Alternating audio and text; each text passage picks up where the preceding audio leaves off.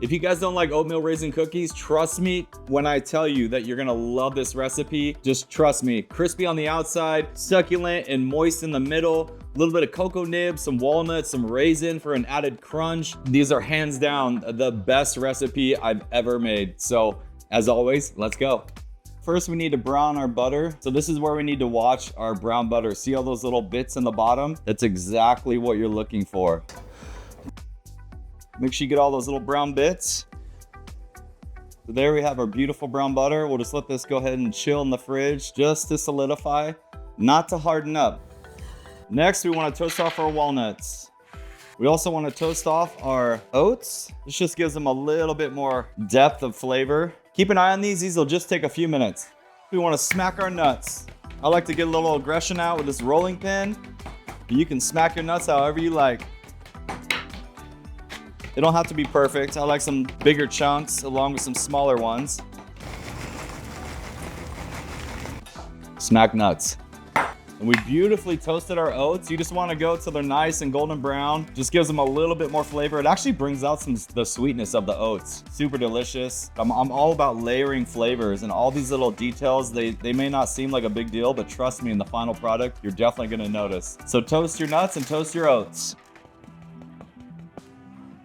So we're gonna make our delicious cookies. One thing you should know is whenever I'm browning butter, I always start out with probably 30% more, because you're gonna evaporate a lot of the water, and that accounts for the weight in the cookies. So always keep that in mind. Just because you weigh out 155 or 150 grams of brown butter and brown it, and then it loses all that water, doesn't mean it's gonna be the same weight. I think that's pretty obvious, but some people might not think about that. So I usually start out with about 220 grams of butter, and that usually gives me around 155 after it's been browned and all the water's evaporated. Take our brown butter, and as I said, if you have this cold and you put it in your fridge and you forgot about it a little bit too long, that's okay, but just make sure this comes up to room temp before you start to cream it, or else it's gonna take a little bit longer to really kind of build that friction and bring it up to room temp. We wanna go ahead and add both of our sugars, brown sugar and our white sugar.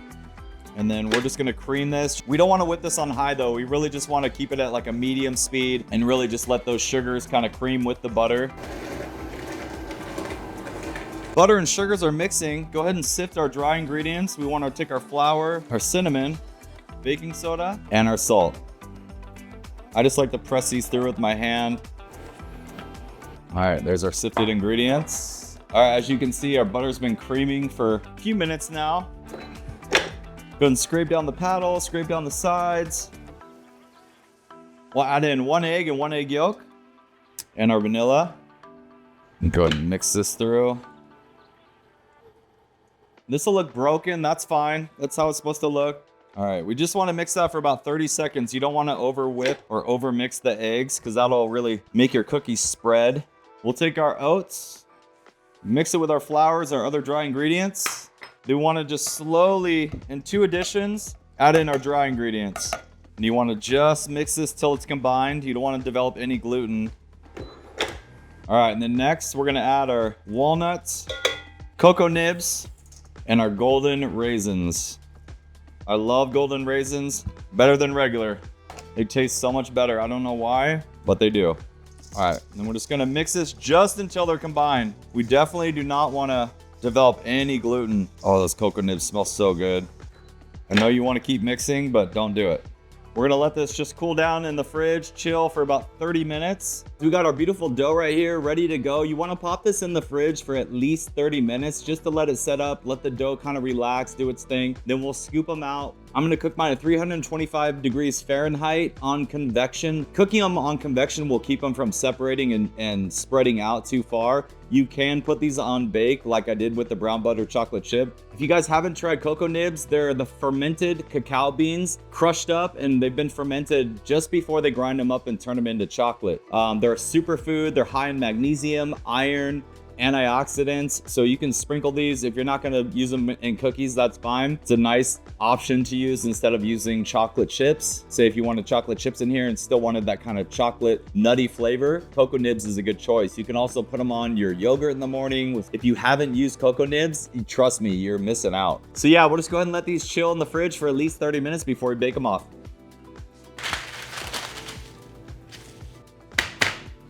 Okay, once your cookie dough is ready to go, I just went ahead and weighed mine out to 110 grams each.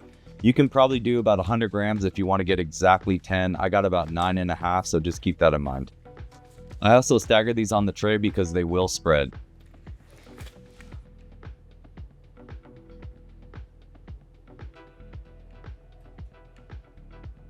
So here we have our beautiful cookies. If you want to sprinkle, just like I did with the brown butter cookies, just a little bit of Malden sea salt on top. I just think this adds, I can't do a cookie without this anymore because it adds so much flavor. It really just brings out all the flavors from the cookie, all the sweetness. You just need a little bit too. This recipe gives you almost 10 cookies. This one's just a little baby over here, little loner guy. If you wanted to maybe do them at about 100 grams, that would probably get you closer to 10. I did these at 110 grams, so just keep that in mind. Okay guys, after you salted your cookies, go ahead and pop them in the oven for at least 15 to 17 minutes at 325 degrees Fahrenheit. I'm doing mine on convection. You don't have to. If you don't have that option, no problem. It's just gonna take a little bit longer. I'm gonna check these after about probably 10 minutes and then probably turn them around just to make sure that they're evenly cooked. I can't wait to eat these. Enjoy.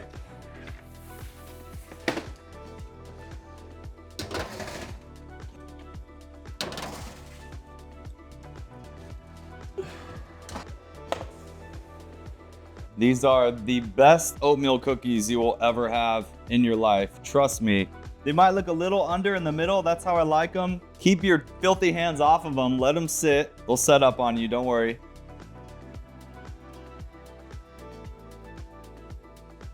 We did it again. Another delicious, delectable cookie.